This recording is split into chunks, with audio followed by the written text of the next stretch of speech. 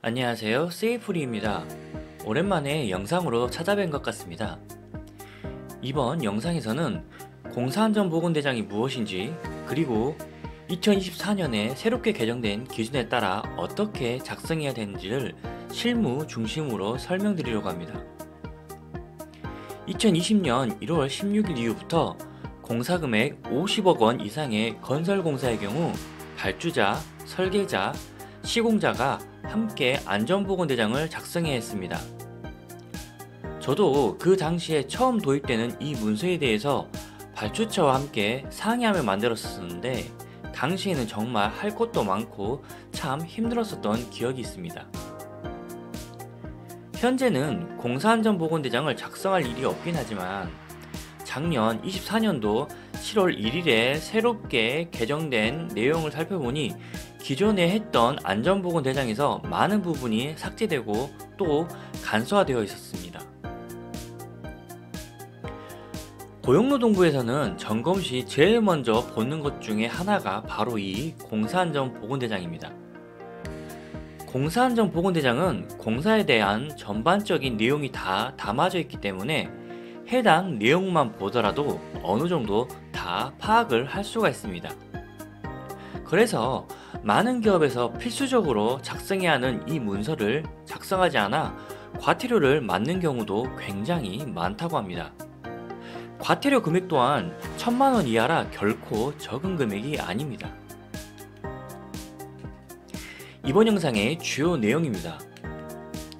24년도에 개정된 기준에 따라 공사안전보건대장을 어떻게 작성해야 하는지, 작성 시 주의사항과 팁, 그리고 공사안전보건대장이 무엇인지, 누가 어떻게 어떤 항목을 채워야 하는지 실제 작성 실무 중심으로 설명드리는 것이 이번 영상의 목적입니다.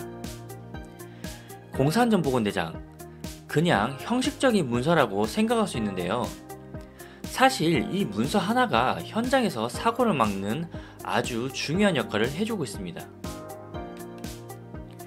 공사안전보건대장은 설계 단계에서 파악된 위험 요소를 바탕으로 시공자가 어떤 안전조치를 취할지 계획하고 이행하는 문서입니다.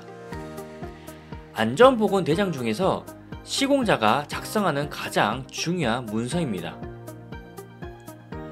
안전보건대장의 작성에 관한 내용은 산업안전보건법 제67조 및 동법의 시행규칙 제86조 사항에 명시되어 있습니다. 추가적으로 안전보건대장의 작성에 대한 자세한 내용은 건설공사 안전보건대장의 작성 등에 관한 고시에 잘 나와 있으니 참고하시면 좋습니다.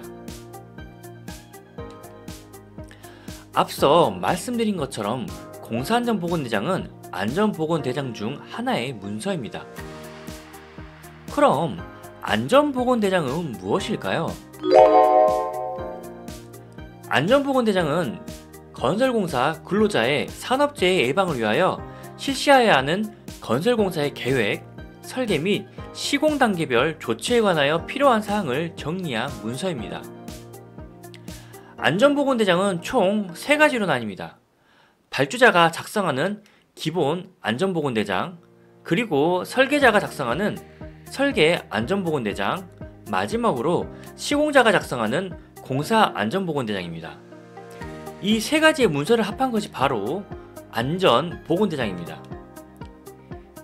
이 중에서도 우리가 다룰 부분이 바로 이 공사안전보건대장입니다. 그럼 공사안전보건대장은 누가 이걸 언제 작성해야 하는 걸까요? 총 공사금액이 50억 원 이상인 경우 해당 공사의 시공사가 공사안전보건대장을 작성해야 합니다. 안전보건대장을 작성해야 되는 공사는 고시에도 나와 있는 것처럼 다음과 같이 5개의 설계가 필요한 공사 시 작성하라고 나와 있습니다.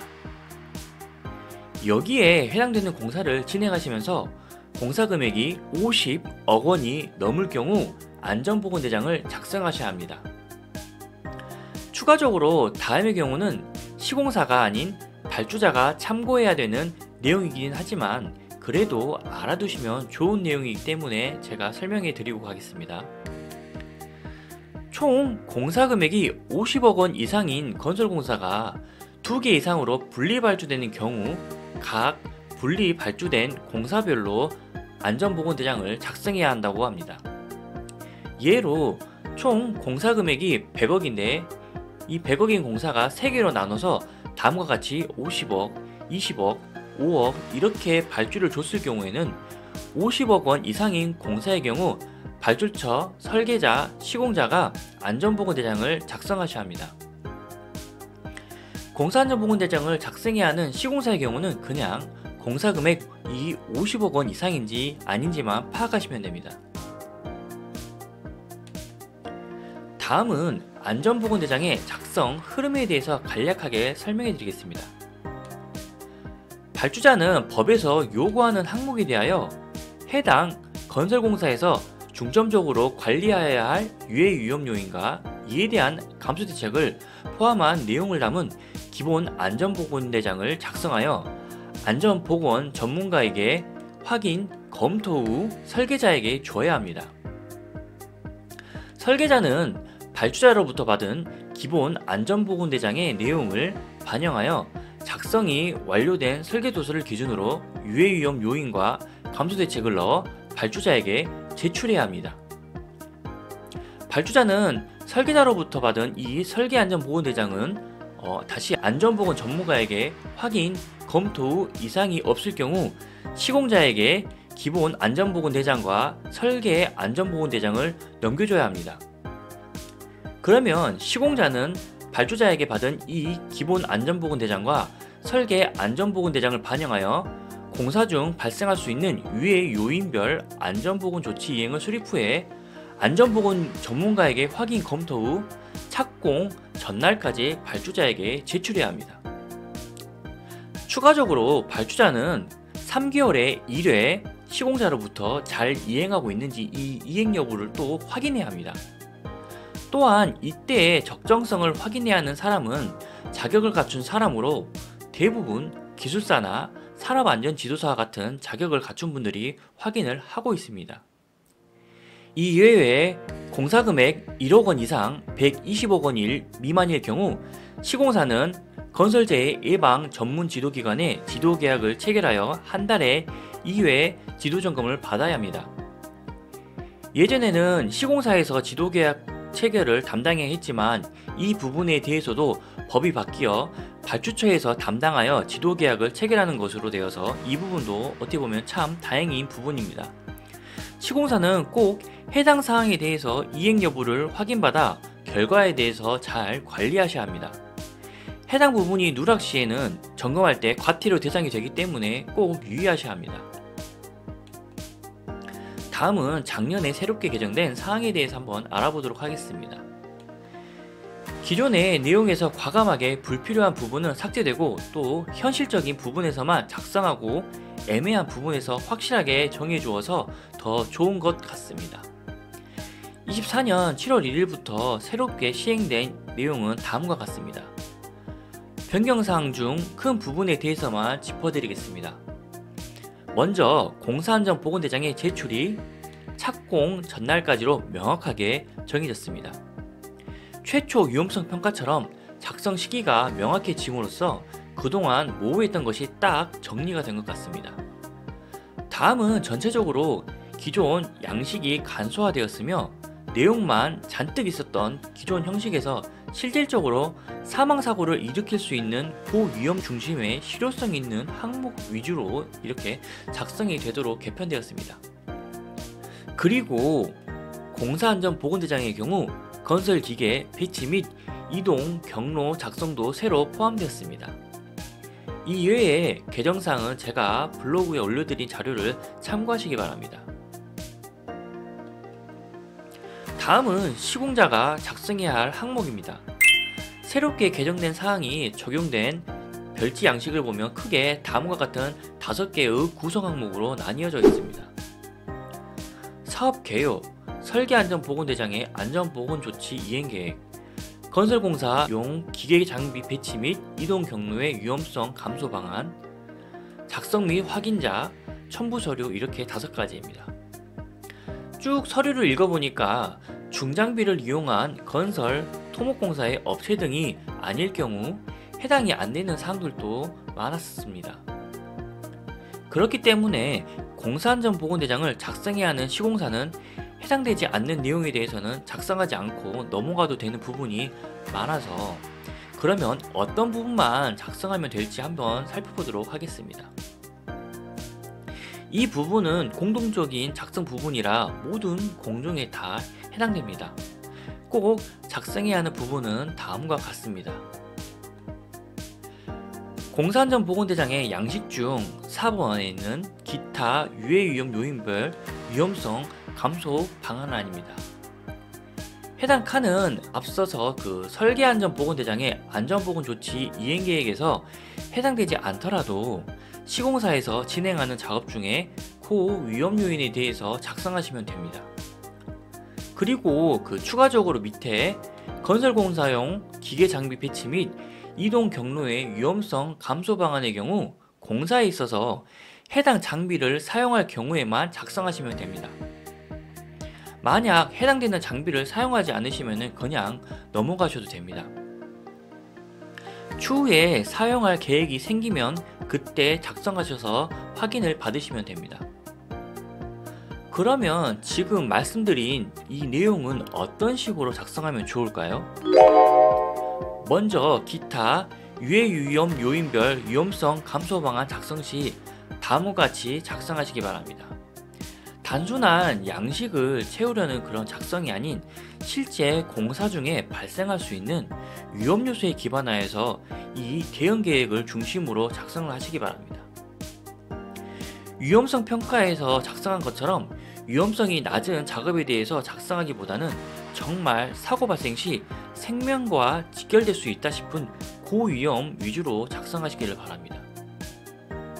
또한 기계장비의 배치 및 이동 경로를 표시할 때에는 예전에 다뤘던 장비계획서 등의 안전관리계획서 작성 시 도면에 표기하는 형식처럼 실제 공사에 사용하는 평면도 등을 이용하여서 다음과 같이 표기해 주시면 좋습니다. 필요시에는 서술형으로 부가적인 내용들을 적어 주셔도 좋습니다. 그리고 기본개요 및 설계안전보건대장의 부분의 경우에는 앞에서 설명드린 것처럼 발주자에게 기본안전보건대장과 설계안전보건대장을 시공사에서 받아서 제공해준 자료로 작성하시면 됩니다. 그럼 그냥 해당 자료를 보시고 거기에 나와있는 내용을 그대로 공사안전보건대장에 이렇게 필요시에 해당되는 내용만 붙여 넣어 주신다고 생각하시면 됩니다. 새롭게 작성하는 것이 아니라 앞에 발주자와 설계자가 먼저 작성한 내용의 마지막으로 시공자가 마무리한다고 생각해 주시면 됩니다. 제가 무슨 말씀 드린지 이해하셨죠? 다음은 공사안전보건대장 작성 팁과 주의사항에 대해서 몇 가지 알려드리도록 하겠습니다. 앞서 말씀드린 것처럼 우리 공사와 해당되지 않는 부분이 많을 수도 있습니다. 이럴 경우에는 그냥 공란으로 비워두지 마시고 해당 없음 이렇게 표기해 주시길 바랍니다. 또한 유해위험 요인 등을 적을 때에도 그냥 칸을 채우려 하기보다는 현장 실정에 맞게 구체적으로 작성해 주시길 바랍니다. 또한 작성 시점은 반드시 착공 전에 작성하셔서 발주자에게 제출하셔야 합니다. 이것을 어길 시에는 과태료 대상입니다. 추가적으로 대지 정리 및 가설 사무소 설치 등의 이런 공사 준비 기간은 착공 기간으로 보지 않기 때문에 착공 신고부터 하고 현재 인원도 투입이 안 되고 아무것도 안 하고 있는데 이럴 때도 해당되나 이렇게 고민하신 분들은 참고하시길 바랍니다. 또한 새로운 양식에 책임자 서명하는 란이 많이 있습니다. 꼭 선임된 안전보건관리 책임자 및 발주처에서 지정한 적격성을 가진 안전보건 담당자에게 확인, 서명을 제때제때 받으시길 바랍니다. 이 서명 및 날짜가 만약에 안 맞을 시에도 과태료 및 법적 문제가 발생할 수 있는 요지이기 때문에 꼭 신경을 쓰셔야 하는 부분입니다. 마지막으로 장비 배치도는 도면에 표시하면 더욱 확실하기 때문에 이용하실 거 실제 사용하시는 도면을 이용하여 배치도 및 이동 경로 등을 표기하시기를 바랍니다. 다음은 혹시나 궁금하실 사항에 대해서 제가 몇 가지 정리해 보았습니다. 먼저 착공 이후 설계 변경 등으로 인해 공사 금액이 50억 원 이상으로 증액될 경우, 이 경우에 공사안전보건대장 작성 대상이 되어서 공사안전보건대장을 작성해야 할까요? 이 경우에는 안전보건대장은 작성 시기가 착공 전부터 건설 현장에 필요한 안전보건 조치를 준비하기 위한 취지로 수립된 것이기 때문에 시공 이후에 총 공사 금액이 증액된 경우까지 작성할 필요가 없다고 보시면 됩니다. 그래서 이렇게 시공 이후에 공사 금액이 증액된 경우까지 작성 의무가 있다고 보기에는 어렵기 때문에 만약에 착공 전이 아니라 착공 이후에 이렇게 증액된 경우에는 공사안전보건대장을 작성할 필요가 없습니다. 다음 질문입니다. 공사안전보건대장은 산업안전보건관리비처럼 매월 작성해서 검토를 받아야 하나요? 매월 작성해서 검토받는 것이 아니라 공사와 관련하여 설계 변경이 발생하거나 추가적인 기계 장비의 사용 등이 생길 경우에 해당 내용과 위험요소 감소 방안 등 구체적인 결과를 기입하여서 지정된 안전보건 담당자에게 검토 확인을 받으시면 됩니다. 이외에 발주자는 3개월에 1회 정기적인 이행 여부 점검을 실시하고 있기 때문에 이때에만 확인받고 하시면 됩니다. 생각해 보십시오. 기본적으로 작성해 놓으면 매월마다 이렇게 바뀌는 작업 내용이 없거나 설계 변경 같은 경우가 쉽게 바뀌지가 않습니다. 그래서 이런 해당 내용 등이 바뀔 경우에만 공사안전보건대장을 개정하셔서 점검을 받으시면 되는 것입니다. 지금까지 안전보건대장 중 시공사가 작성하는 공사안전보건대장의 작성 방법에 대해서 알아보았습니다. 추가적으로 알려드리고 싶은 것이 아직도 공사안전보건대장에 대해서 모르는 현장 소장님들이 많으십니다. 공사안전보건대장은 임의로 만드시면 절대 안됩니다. 꼭 발주사에서 기본안전보건대장과 설계안전보건대장을 달라고 요청하셔서 해당 자료를 받으신 후에 그 자료의 정보를 가지고 작성하셔야 합니다. 공사안전보건대장은 단순한 행정문서가 아니라 현장의 생명을 지키게 해주는 계획서입니다. 문서 작성 시에 해당이 안된다고 그냥 비워두지 마시고 채워도 꼭 실효성 있게 작성하고 작성 시점은 착공 전에 꼭 작성하셔가지고 제출하시고 서면 같은 경우에도 꼭 반드시 받으시도록 하십시오. 공사안전보건대장은 시공사에게 방패이자 생명줄입니다. 앞으로 공사안전보건대장을 제대로 작성하시는 여러분들이 되시기를 바랍니다. 끝으로 긴 영상 시청해주셔서 정말 감사드립니다. 모든 산업 현장에 사고 없는 그날까지 지금까지 안전에 대해서 자유롭게 얘기하는 세이풀이었습니다. 감사합니다.